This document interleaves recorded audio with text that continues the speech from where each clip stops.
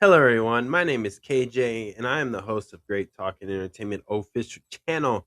And today is my spoiler review for the new show on Netflix called The Wonderfools. This is episode 3 spoiler review. So if you have not seen this, please pause this. Before you go, could you hit the thumbs up button, aka the like button? That would help my YouTube channel out, and I truly appreciate that, guys, in advance. And let me know in the comments below of what you think about episode 3 of Netflix's The Wonderfuls in the comments below. I want to hear how you guys feel about this. So, again, this is a spoiler review, and y'all been warned now. So, before I go into the deep dive of this episode, I definitely got a skit for you to check out, and then after that, I'm going to talk about the whole story for episode 3 of The Wonderfools. So enjoy this skit. Play the video game. Let's see. Video games today.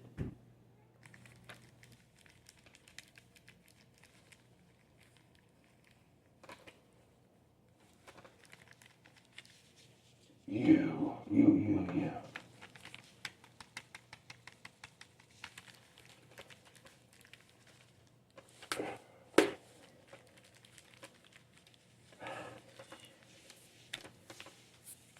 Turn back.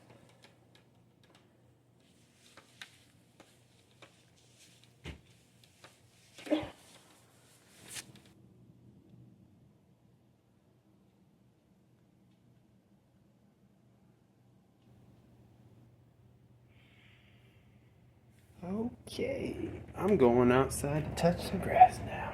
Goodbye. This episode starts off with I believe we're seeing two of the former doctors from that laboratory or house lab type thing where they're experimenting on children, whether they're voluntary or just kidnapped. But they gave these kids these supernatural superpower abilities, right?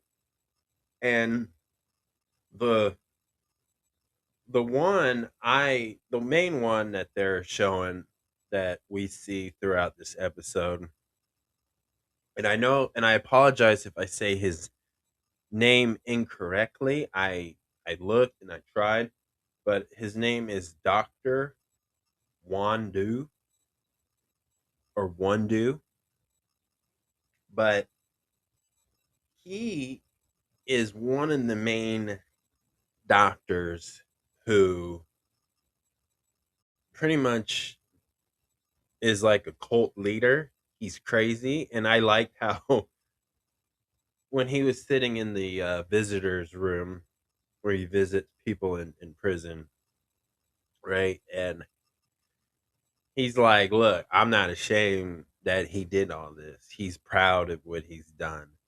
He believes what he did was a game changer, which it is." And again, this is in the Y2K panic era. This is where, you know, we didn't know what was going to go on back. But basically, he's proud of himself, and he knows his mission's not done. And we know he gets out of prison. I think he escapes, which that's crazy. That's crazy. But, he's the real deal. And he also too is very convinced that he's a god, like he's on a god level. And what I mean by that, because when he was talking to the other doctor who visited him to prison, he had that crazy look, like he was smiling, he was laughing, and he had like a version of a holy bible and stuff. And so he he really is crazy, but he's cult like crazy, which that really sets the tone up of what we're about to discover through this episode. Where, for example, he has his own followers slash kids, which again, they're not actually his kids, but they call him father and they look up to him because he's somewhat cult like brainwashed them to believing what he did was a miracle. They made him better and worthy enough to pretty much live and stuff. And so, and they're willing to do whatever he says because they believe in him and worship him in a cult like way.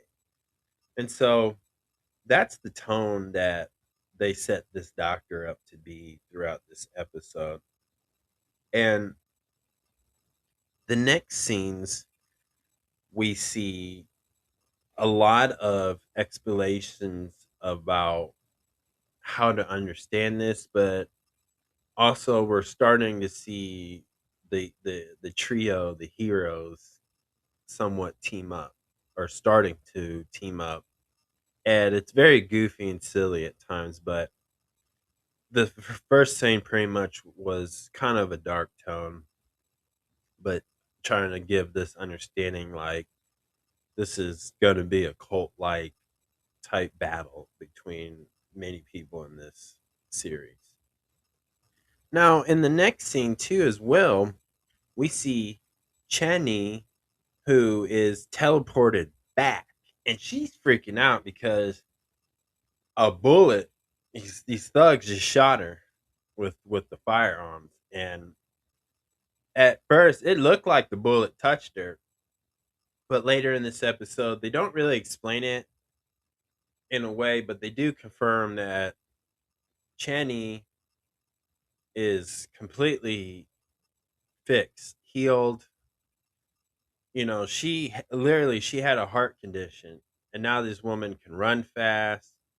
She can she's kind of strong, but not strong like the Hulk strong, but her new abilities make her healthier basically, like perfectly healthy.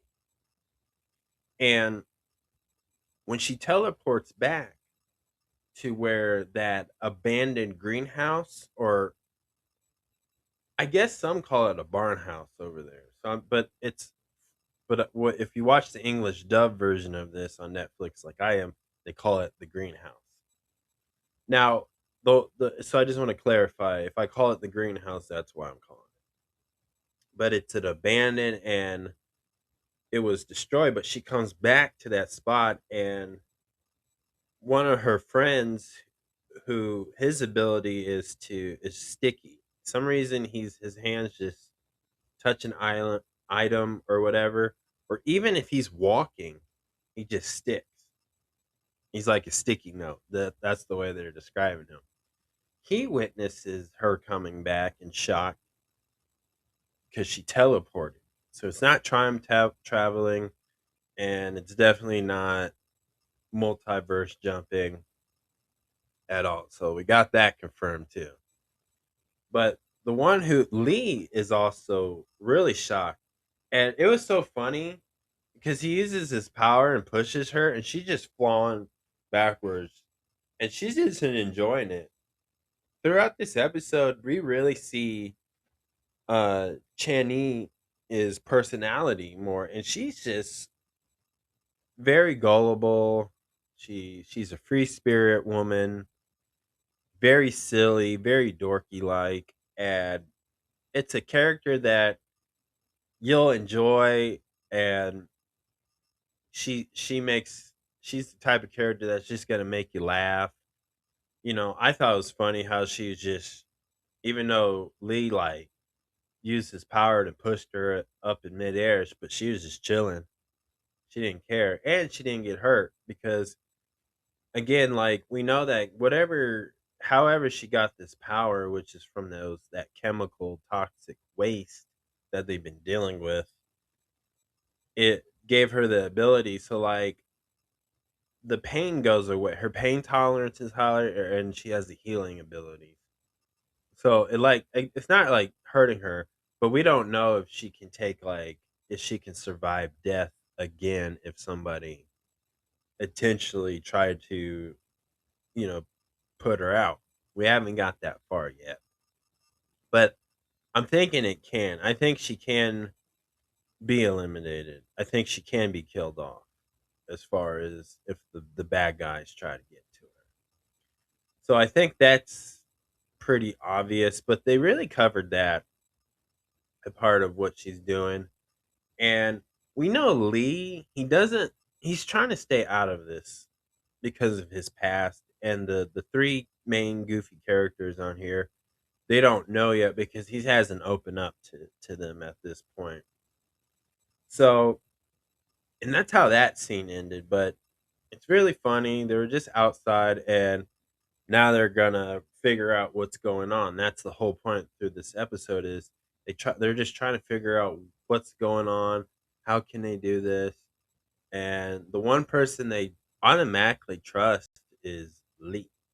Also in this episode too as well, we see Dr. Wan and his children or just trio who they the children and Dr. Wan do they pretty much fake a fake suicidal death, but they're the ones that actually murdered one of the guys or doctors who were part of that event of an experiment that took place with those children who are now adults.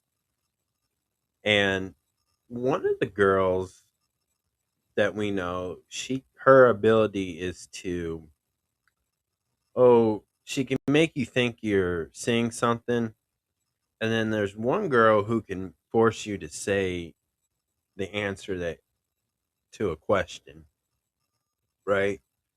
And they made this Dr. Wan do pretty much wrote the suicide letter, and then they murdered him after he found out where's um, Chani, who again they Dr. Wandu wants his children to go find and capture her. And so that's why when we see in in this episode where Chani's grandma gets a call from the police to investigate and confirm this dead body because there was a note sent to her, which is that suicidal note, which is not a real suicidal. It was just him getting murdered by them. But I think Chani's grandma knows that, or she believes that this is not just a suicidal death. So that's why I think that's why her grandma is very worried about where she at because of this. But luckily she's fine because later during this episode, before that even goes down, for that scene of Channy's grandma going to the police station to confirm and recognize the dead body, we know that Chaney was dropped off at Robin's house or apartment, I should say, and just in a funny way, she's like, "Why I'm here?" and she asks why there's a hole in his wall, which there was a pigeon too, which was just hilarious. And he's like, he doesn't know what's going on because he said, "How can a soda can, break a wall?" Well, he must not. He must have never really thrown a real soda can before. Because you can't, a can, a soda can go through a wall. I'm just saying. I'm just saying. But that's beyond the point. But it was funny. And, you know, with that scene, Chenny needed her and her two other friends to get together because they got to talk about this and figure this out. And I I just got to say I love Robin. I he is so funny. His facial reactions and when he's just shocked about what goes on is just his reaction to everything. Like when Chenny reveals that she can teleport anything, he is so like I think he's just sad that or jealous that he feels like his superpower abilities is not as cool as Channy or Lee's power. I think he's just so sad. Like they got all these cool ones, but I just love his reactions. Like he's just disappointed, and then he's just shocked that things are getting weird. But the three trio do meet up, and they're peeling onions on the side of the road and stuff. Not on the sidewalk, I should say. And the three are just talking about what to do, and then there's Lee, right? And what happened was, in the most comedy hilarious way, Channing goes into the city hall, and Lee is just trying to ignore her. Like, he's like, I don't know who you are. And he's just doing his job, right? Channing gets all these ticket numbers, a bunch of them. And to the point where Lee was like, okay, he just steps outside. He finds this job that he has to go outside and investigate, right? And that's where we see, you know, Lee just trying to get away because he doesn't want to talk about this thing. But he, we see like the humorness, and we're seeing kind of like he kind of likes her, and she likes Lee and stuff. And I just got to say, it's pretty obvious who's gonna like who, but also they throw a another female in this man's life that's gonna cause some jealousy, and we'll talk about that later. Now, after the three finally gun chased Lee, they finally got him and took his like briefcase bag and got him in the car, and they're just asking questions, trying to figure out what's going on. But Lee's just pretty much saying, "I don't want to do nothing with you guys," and like he doesn't want to tell. But while that's going on, we see this weird scene where these two police officers visit this church, which is like a cult like, and I don't this the woman who can has the power to make you think you're visualizing something that's not actually there, because you got to remember the old man that got captured in episode 1, he's screaming for help, but these two cops are literally in a delusional mind thinking that there's actual people there, and it's just really in a dirty abandoned like evil science building laboratory type area, and it's not all clean. There's nobody really reading Bibles. Nobody's really happy. But one of the police officer is sweating like badly, and I have no idea why. They didn't explain why, but he just turns into goop. Like, his whole body's just become stretchy. But this lady convinced these two cops there was nothing wrong, and they leave. They leave. And but that's when we get to the scene where that cop car, the two cops get in a car wreck, and Chenny and her two friends plus Lee are witness this all. And Lee's like not wanting to help because that means he would have to use his superpower, which is he can just move things like the Force, like Star Wars type stuff. And what I noticed too, and I wish I noticed, I should have noticed this in episode 1, but what I noticed is like when Robin is adrenaline kicks in, he becomes strong. When Chani panics, she starts teleporting out of nowhere. Or even like Keong, the reason why things start like sticking to him, I think when he lies. I think that's what it is. When he lies about something, anything he touches, it sticks to his hand. Because it also, because in this episode too, he's trying to talk to his wife, trying to smooth things out. But the reason why he doesn't want to tell his wife what's going on, not because he's cheating or nothing, it's just he doesn't want to put his family in danger. And that's the one thing he told Cheney, like, listen, we can talk about this, we can handle this, but can't get my family involved because you put them in danger. And that's the one thing, the theme that also has been kind of shown in this between Lee and Keong. They're trying to tell Cheney, like, yo, you're gonna put people in danger if you keep talking about this out loud in public. And so that's the reason why his hands like does this. When he lies, he's not he- he's lying, but he's like lying for a good reason in the sense of it, but his abilities kick in when he starts doing that. And that what causes when we get to that scene where the police car crash and they're trying to get the one police officer who's literally like Mr. Stretch, all goopy, and he's passed out and the police car is on fire and Keon gets his hand stuck by the on the cop car because he keeps lying and stuff. And I think what he was lying about is he saw a giant crawfish, which we've seen that, but he claims it winked at him.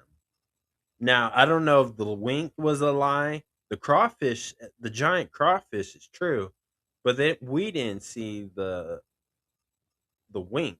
Did this fish really wink at him? And I think whatever it was, it made his hand so sticky that he was stuck to the burning cop car. And he also, his other hand got stuck on Robin. And that's where we see Lee um use his ability. But what he did is he made it look like Robin like lift the car up, right? Things like that. But also too is when the two realized that Lee had this ability is when again like Ki Young got his hand stuck on the cop car and Robin's shoulder, and we see Lee using his power. And he's like, what's interesting, was really cool, is when he used a little bit of it, where he just swapped his hand, just a tiny bit. It didn't do much, but they're like, whoa, what was that?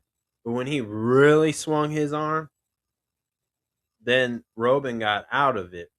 But when I said like when I'm noticing the three trios between Cheney, Robin, and Ki Young is their personalities or maybe a thing that they do.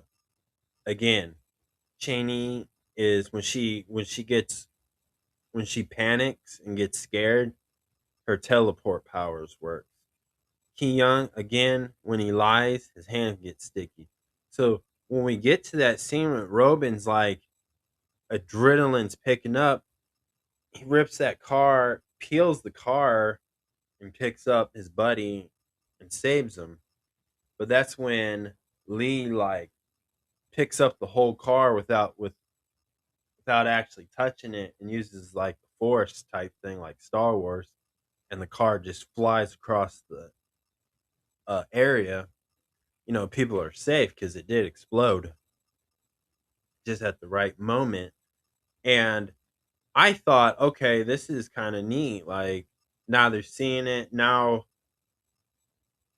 it seems like the four now are all going to work together, but I think Lee is still trying to keep the his background history story that they've been showing from episode 2 about his past basically. And throughout this episode, Lee is very strict on letting people in his life, and he's also talking to people from his past, like I'm not trying to get involved type thing. So there's a lot of that going on. Also in this episode too, that church cult took the dead police officers. Well, one's dead. Well, maybe I don't know if one's dead, but the two officers who were injured and hurt from that car wreck, they took they had an ambulance and they took it to the church.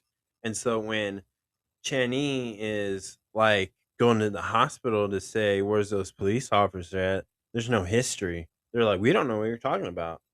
And then she calls to say, "Hey, I called you guys about such and such about the two police accident." And they're like, "We don't know what you're talking about. We never heard this call." And so it's like, they're really this cult like religious group is like really covering things up. But now they know that there's other people with superpowers and stuff because when we get back to the city hall, you know, one of Lee's childhood's friends visits him and asks him, you should join us, father. And he's like, he's not our father. And Lee's pretty much told him no in every way and didn't want nothing to do with him and stuff. And other than that, too, we see like that Lee's childhood friend tried to attack uh, Cheney after the two agreed that, hey, we'll team up, I'll teach you. And she's even calling Lee master, which is crazy. That's crazy. But that's the beginning of the superhero team up with the good guys and stuff. And what I also thought was funny is like, so remember when I told you like Lee's friend was following uh Chaney back, and Chaney's just dancing like, "I'm okay," because she realizes like, because Lee explained to her like, "Hey, when you do die, you come back to life, and you know your powers are not going to expire, so you're not going to die." You know what I'm saying? Which I believe they probably will. I probably will in time, but as far as like her heart condition, I think that's fully healed and fixed. But I don't think she can avoid death because if Lee's childhood friend um would have done that, would have attacked her, I think he was gonna do some type of power or whatever. And I think if he would have done that, it would have like kind of it would probably messed her up. But Lee saved her from that. But she was doing like this dance, right? And stuff. And when we get to her grandma, because she called her grandma and had Lee confirm that she got a temporary job at the city hall and stuff, because I think what she's gonna do is patrol and be like the bodyguard to catch the other people who have superpowers at this festival and stuff.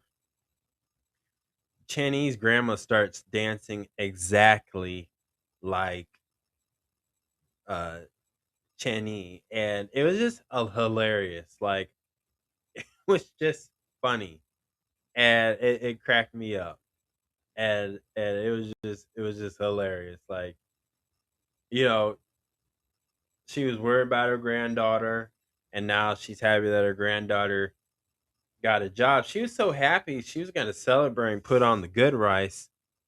But when we get to that end of that episode, as soon as she's like, "Get the good rice on," she gets a visitor from Doctor Wandu and his children, and that's how this episode ended because now he wants to talk to her.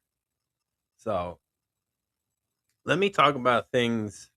Let's talk about some certain topics that I just want to bring up. With Channy, we'll start with her. I believe that she was one of the children's in that lab experience where they were testing kids and seeing who can handle this like chemical stuff that they created to give them natural superpowers. But I think she was one of them, and I don't. And for some reason, because when Doctor Wandu, he was like, because again he murdered an old colleague and then like stabbed him in the neck. Or he didn't do it, but the girl ma- used her powers to make him stab his own neck, and pretty much blood like hit this photo, and we see Channy's grandma in that photo. So I think she was, and she might not be her actual granddaughter by blood, but I don't think they would go that far, but they could. They could. But as of now, I think they're actually blood related. Channy and the grandma are actually blood related. And I don't think they would go the route where, everything was just a lie to her, but I could be wrong. But I definitely believe I'm predicting that Channy was also in that same area in that laboratory with a young Lee as well. That's what I'm thinking, because that would make sense why they have because at times he feels like he knows her his whole life and stuff, but also he is crushing on her a little bit. And I know Chaney is crushing on him, has a crush on him. So I see that. Do I think Ki Young, this is the next topic, Ki Young, I think eventually I definitely believe he's going to tell his family, his wife and daughter. And again, I think that's going to what create the family bond that they need, or refix the family bond and stuff. Because it looks like this is going to be like a team effort to stop this doctor who wants to start over again on this experiment that he did with other doctors at the time. And they showed a flashback of it, and he was exposed, and everybody, it broke national, it was, I don't know if it broke national news, but it broke news over there where they're located at in Korea. But this is historically known, and nobody wanted this. Nobody wants to ever put those kids in danger. And but to see him, Dr. Wandu, try to run it back, basically, you can tell like this is going to be another, the community, the people are all going to team up, and Ki Young and his family are the key point of watching that unfold, is what I'm thinking when I see him trying to struggle. And he's not lying. He's lying, but he's not lying to do something shady to his wife. I think he's just trying to protect his wife and stuff. And I think Robin, he's gonna have his peak moment. I think in this season where he's gonna be like a real hero at times. So that's what I think with those three. Did I like the how this episode started? Yeah, it was a really good episode. What I like about this is I like how they're they're explaining enough to get you to understand each character. Like for example with Lee, it's real simple why Lee is not really opening up because of his past. But I also like that we're watching him open up a little bit to them and stuff, that he can find somebody to trust and consider a friend or friends or family like. And also too, we're seeing Chani courting, like, live her life in a way, because her grandma, that's the one thing why her grandma's excited that she got a job at the city hall, is because she's living her life, and she's gonna gain new life experience that her grandma was definitely worried about her not gaining any experience in that type of way. And so that's what I like too, because that helps you as the audience, you really understand this character more, and you care more, and you kind of root for her. She's like the underdog in this type of way. And I like that, and I love the comedy to it. It's the goofiness, just the silliness. Like it's very serious at times, and then it goes straight back to being goofy, and they just execute it at the right place at the right time in each scene. And again to me, it reminds me of like watching an anime show in general animes. But that's what I like about that. So the plot of this episode 3, I think they nailed it correctly, and I love the small details like those about those characters and stuff. But real simple to understand is the most important thing about a show like that, is where I think it makes it better. The more simpler it is, the better the story gets and more easy to enjoy it about it. The only thing I would complain or just say I didn't like about this is the fact that we're getting introduced to many other characters, and there's just characters that just don't are becoming forgettable and stuff.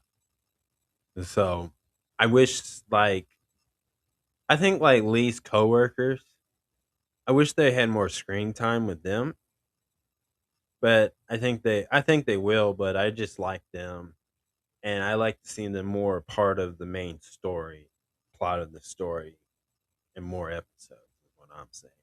But that's the only thing, is I'm just noticing there's characters that are kind of becoming forgettable in the sense of it. But nothing bad. But if I had to give this episode a 1 out of 10, I'm definitely going to give this an 8. This was a real good episode. This was a banger, and honestly, I again my favorite thing. I mean, I have so many favorite things, but it's really like small details, just stuff that they do, just the randomness at times that shows, and that's where the comedy to me is pure gold in that. And I also too just like the character in depth growth that we're seeing with these, and seeing them have these challenges and stuff, and realizing in these episodes so far is they realize when they can rely on each other, they can help each other and become better persons. So I like the message out of that too. So, but that is my spoiler review for episode 3 of Netflix's The Wonderfools.